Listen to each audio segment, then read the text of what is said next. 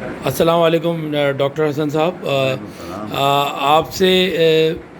میں جس حوالے سے گفتگو کرنا چاہ رہا ہوں وہ یہ کہ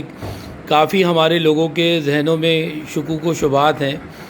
تو لیکن ہم لوگ تو کافی حد تک اس میں فلی اویئر ہیں کہ قائد اعظم محمد علی جناح بانی پاکستان کی نماز جنازہ آپ کے والد محترم عزت مآب حضرت انیس الحسنین صاحب نے پڑھائی تھی۔ اس حوالے سے جو وہ واقعہ ہوا تھا وہ ذرا آپ ہمیں بتائیں گے؟ بسم اللہ الرحمن الرحیم۔ میری عمر اس وقت 10 سال کی تھی اور رات کے 3 بجے کا وقت تھا۔ میں اپنے گھر کے پہلی منزل کے برانڈے میں سو رہا تھا، تو نیچے سے دروازے پر کسی نے بہت زیادہ ڈنڈے مارے اور بہت بڑی سخت آہٹ ہوئی۔ گھبرا کر میں اٹھا تو میں نے اوپر سے نیچے دیکھا، چاندنی رات تھی۔ میں نے دیکھا کہ 30-40 کے قریب سپاہی ہیں وردیوں میں، اور 4-5 پولیس کی گاڑیاں ہیں جو کھڑی ہوئی ہیں، اور وہ لوگ دروازہ پیٹ رہے ہیں۔ تو میں گھبرا بھی گیا۔ میں نے پوچھا بھائی آپ کیوں آئے ہیں، کیا کام ہے آپ کو، یہاں کس سے ملنا ہے؟ تو انہوں نے مجھ سے کہا کہ ہمیں مولانا انیس الحسنین صاحب سے ملنا ہے۔ میں نے کہا یہ تو رات کے 3 بجے کا وقت ہے اور وہ آرام فرما رہے ہیں، یہ تو ملنے کا وقت نہیں ہے۔ تو انہوں نے مجھ سے کہا کہ دیکھیے ہم محترمہ فاطمہ جناح کے بھیجے ہوئے آئے ہیں، قائد اعظم محمد علی جناح کا انتقال ہو گیا ہے، اور محترمہ کا یہ حکم ہے کہ مولانا انیس الحسنین جو شیعہ عالم ہیں، سمت الاسلام اور ایس ایم کالج کے پروفیسر ہیں، وہ ان کا غسل بھی کروائیں اور نماز بھی پڑھوائیں۔ انہی کی نگرانی میں تمام جو ہیں یہ رسومات تدفین کی جو ہیں انجام دی جائیں۔ تو ہم ان کو لینے کے لیے آئے۔ واہ! تو پھر میں نے والد صاحب کو اٹھایا، ان کو بتایا، وہ بھی بڑے پریشان ہوئے۔ انہوں نے اوپر سے پوچھا، وہ پولیس کے افسر نے یہی کہا، تو پھر وہ تیار ہوئے اور وہ گئے۔ انہوں نے پہلا کام یہ کیا کہ بجائے ڈائریکٹ گورنر ہاؤس جانے کے وہ پہلے کھادر گئے، اور کھادر میں حاجی کلو صاحب وہاں پر اس زمانے میں مؤذن بھی تھے مسجد کے، اور وہ غسال بھی تھے، اور وہ یو پی کے ہی تھے اور ہمارے والد کی عمر کے تھے اور پرانے ان کے دوست بھی تھے۔ ان کو اٹھایا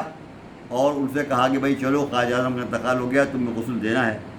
اور چلتے ہوئے انہوں نے بڑے امام باڑہ کھلوایا، اور اس کے ممبر پر سے 2 علم تھے وہ بھی نکلوا لیے اور ساتھ لے گئے۔ وہاں انہوں نے جا کر حاجی کلو نے ان کا غسل دیا، والد صاحب موجود تھے، کفن پہنایا۔ مولانا بدایونی صاحب ایک سنی بہت بڑے عالم تھے، اس زمانے کے بڑے عالم تھے، ان کو معلوم ہو گئی رات ہی میں خبر۔ وہ پہنچ گئے 4 بجے، اور انہوں نے آ کر یہ کہا کہ صاحب یہ تو ہمارا کام ہے، آپ ہمیں دیں ذمہ داری، یا آپ نے ان کو شیعہ عالم کو کیسے ذمہ داری دی؟ تو ہاشم رضا صاحب جو اس وقت کمشنر تھے،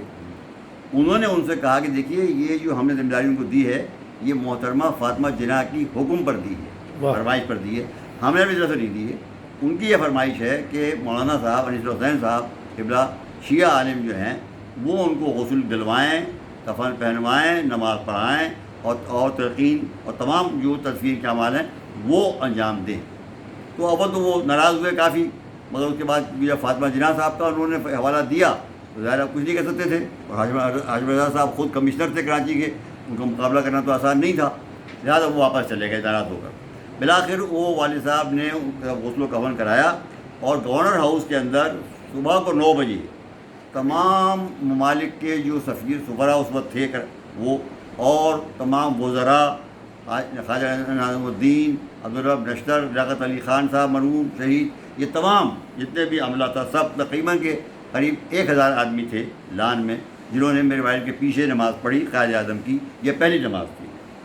اس کے بعد جب وہ تابوت عوام جمع ہو گئے تھے، لوگ باہر گیٹ کے جمع ہو گئے تھے، وہ ان کو دے دیا گئی میت، وہ وہاں سے میت وہ آئی یہاں پر پرانی نمائش جہاں اس وقت قائد اعظم کا مزار ہے، ایک ٹیلہ تھا جس کو ہاشم رضا صاحب ہی نے منتخب کیا تھا ایز اے کمشنر کہ یہاں ان کو دفن کیا جائے، کیونکہ یہ بلند جگہ ہے، لہذا وہ وہاں پر آئے۔ وہاں پر اس وقت جو سنی عالم بہت بڑے تھے وہ شیخ الاسلام شبیر احمد عثمانی تھے، جن کو سعودی عرب نے اس وقت شیخ الاسلام کا لقب دیا تھا، وہ وہاں کھڑے تھے۔ انہوں نے وہاں نماز پڑھائی سارے مجمع میں سنی طریقے سے، ان کی نماز دوسری نماز ہوئی ہے۔ اور میرے والد نے یہ کیا کہ وہ جو علم لائے تھے 2 وہ ان کے تابوت پہ باندھ دیے دونوں طرف، تو تابوت میں جہاں بھی فوٹو آپ ان کا دیکھیں گے قائد اعظم کا، آپ اس میں 2 علم ضرور دیکھیں گے ساتھ میں ان کے جو لگے ہوئے ہیں، جو اس بات کی ثبوت ہے کہ یہ شیعہ ہیں، کیونکہ کوئی سنی جو ہے وہ اپنے تابوت پر عباس کا علم لگانا گوارا نہیں کر سکتا۔